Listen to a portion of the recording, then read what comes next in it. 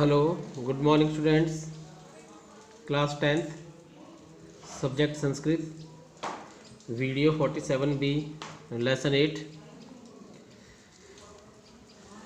प्रिय विद्यार्थियों, पिछले वीडियो में मैंने आपको ये पाठ 8 कर्मयोगी केशवानंद जी के बारे में पाठ परिचय और इनका इस पाठ का फर्स्ट पैराग्राफ मैंने कंप्लीट करवाया था, आपको समझाया था। और आज हम इस वीडियो में इसी पाठ का यानी पाठ 8 का जो सेकंड पैराग्राफ है वो हम स्टार्ट करेंगे। तो आप सभी ध्यान से देखिए। पितु प्रणयात प्रागेव विपन्नतायाम श्रेष्ठी ग्रहेषु गोधूलिमादि पेषणम पात्र मार्जनम इति एव आदिभि कार्यै यथा कच्चित् कालं यापनं कुर्वती अस्य बालस्य वराकी माता इदानीं वैधव्य कारणात् इतोऽपि विपदा अभिभूता अभवत्। पितु पिता के प्रणयात मृत्यु के प्रागेव पहले से ही, पिता के चले जाने से पहले ही या पिता की मृत्यु के पहले ही विपन्नताया यानी विपत्ति की स्थिति में या गरीबी की स्थिति में श्रेष्ठी होता है सेठ के, ग्रहेषु घरों में, सेठ के घरों में गोधूमादि, तो गोधूमादि का जाता है गेहूं आदि, पेषणम पीसना, पात्रम मार्जनम बर्तन मांजना, इति एव आदि भी इत्यादि कार्य कामों के द्वारा या कार्य से यथ कच्चित जैसे तैसे, कालम यापनम, काल यापनम होता है समय व्यतीत, कुर्वती करती हुई या समय बिताती हुई, अस्य इस बालस्य बालक की, वरा की माता बेचारी माँ, इस बालक की बेचारी माँ, इदानीम इस समय या अब, वैधव्य विधवा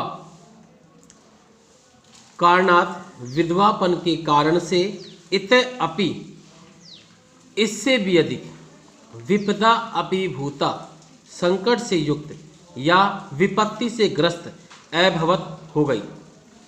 वापस सुने बेटा।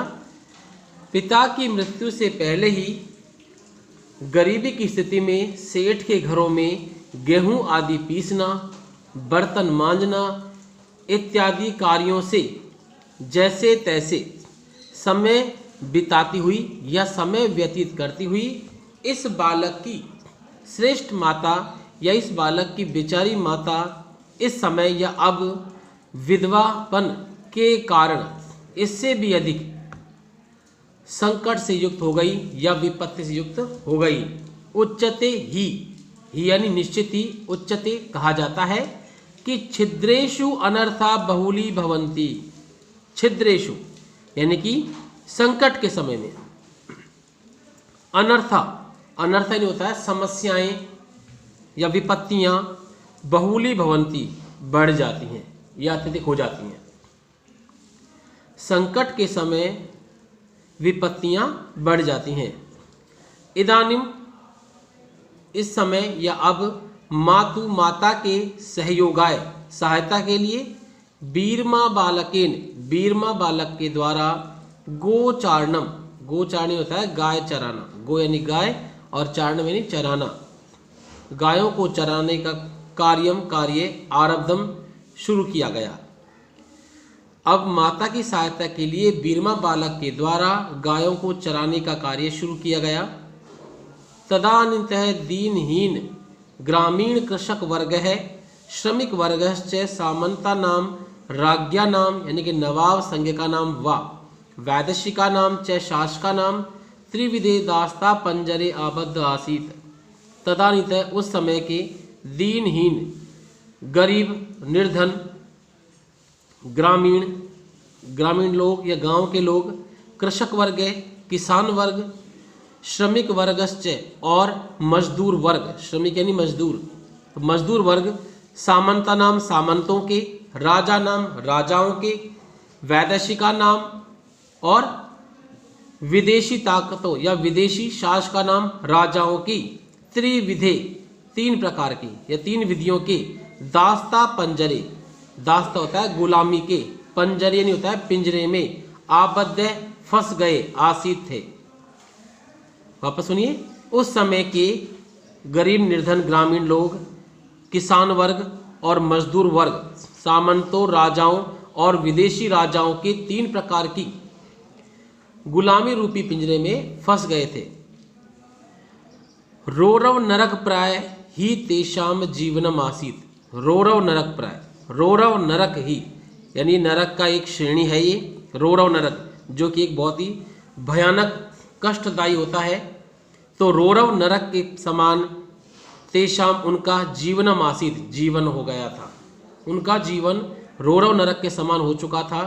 अयम यह पुनः दोबारा गंडकस्योपरि पिटके, गंडकस्य नहीं होता है फोड़े पर, ऊपर ये नहीं होता है ऊपर, पिटके नहीं होता है फुंसी, फोड़े के ऊपर फुंसी होना, संवृत हो गया। यत भयंकर दुर्भिक्ष अकाल समापन्न है, कि भयंकर भयानक दुर्भिक्ष दुखदाई यानी अकाल समापन्न शुरू हो गया। एक तो पहले से ही ग्रामीण लोग उन सामंतों, राजाओं और विदेशी राजाओं की गुलामी में फंसे हुए थे, उनका जीवन नरक बन चुका था। लेकिन उसके साथ साथ एक समस्या पर दूसरी समस्या और आ जाना, यानी कि फोड़े के ऊपर फुंसी हो जाना के बराबर था कि अचानक एक भयानक अकाल उत्पन्न हो गया। छप्पनिया अकाल इति कुख्याते, छप्पनिया अकाल के नाम से प्रसिद्ध विक्रम संवत 1956, विक्रम संवत 1956 तमय ईस्वी में यानी विक्रम संवत में तस्मिन दारुणे, उस भयानक दुर्भिक्ष अकाल में प्राण धारणम अपि, प्राणों को धारण करना भी दुर्भरम आसीत, बहुत कठिन था। यानी 1956 में जो अकाल आया उसको छप्पन कारण छप्पनी अकाल के नाम से जाना जाता है। और वो इतना भयानक अकाल आया था कि उसमें मनुष्य को भोजन, पानी, पशुओं को चारा, पेड़ पौधे सभी सूख गए। तो चारों ओर प्राणों पर संकट दिखाई दे रहा था। तो लोगों को उस समय या ऐसे समय में जीवित रहना बहुत ही कठिन हो चुका था। तो बेटा आपको समझ में आ चुका होगा, ये पैराग्राफ कंप्लीट हो चुका है। इसके अंदर आपको सर्वप्रथम ये शब्दार्थ जो हैं ये आपको लर्न करना है। इसके बाद में इसमें प्रसंग लिखा हुआ है, इसके आगे आपको सह जोड़कर सह प्रसंग बनाना है। कि प्रस्तुत गद्यांश हमारी पाठ्य पुस्तक स्पंदना में संकलित पाठ कर्मयोगी स्वामी केशवानंद से उद्धृत है। यहाँ केशवानंद के बाल्यकाल के संघर्ष, गरीबी तथा अकाल का मर्म स्पर्शी वर्णन किया गया है।